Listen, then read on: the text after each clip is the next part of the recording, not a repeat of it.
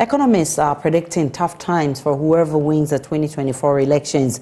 It follows a successful restructuring by Ghana's external creditors and a scheduled IMF Executive Board's meeting on Friday to consider the first review of Ghana's $3 billion rescue loan program. Economist and political risk analyst Dr. Theo Champon, who made the prediction on PM Express last night, said Ghana's current status will put a lot of pressure on whoever wins the presidential elections in December.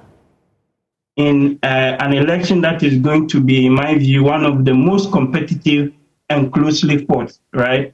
So then the argument now begins to go into where are the channels or the pockets that we will see some of these savings and some of these quote-unquote spending happening.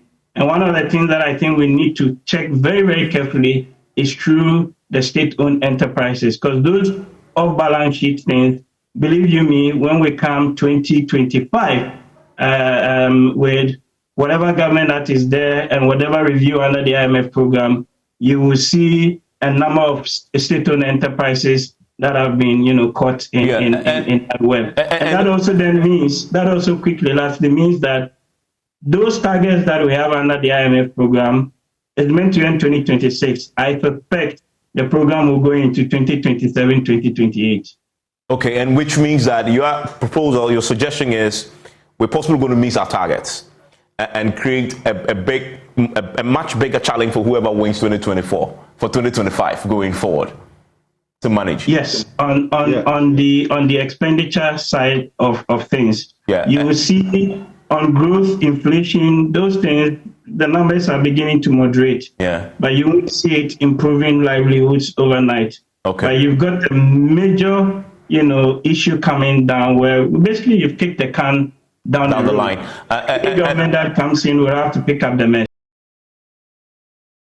Professor of Finance at the University of Ghana Business School, Professor Godfred Bokpin, corroborating this position, explained there has always been unexplained expenditures and mismanagement of the economy during election years, adding the IMF program is likely to extend as a result of this. He says there's an urgent need for a sustainable fiscal policy to guide such activities, especially during election years. He also spoke on PM Express. Dr. Theo Champon, from last year when the program was approved and we analyzed it, our conclusion was that this program was designed with the extension in mind. Keep that in mind. But are we meeting our first 3 years targets, considering election year? There's real risk that the 2024 may derail the program outcome, and probably to bring it back on track, there's a possibility of an extension. Bear that in mind. Okay. We'll see the reality of this in the last quarter of this year. The election really is gathering momentum, and I'm sure Honorable will be coming down very soon and all of that, right? But watch the space. The last 4 months of almost all the competitive election years, nobody manages anything in this country. Ask them.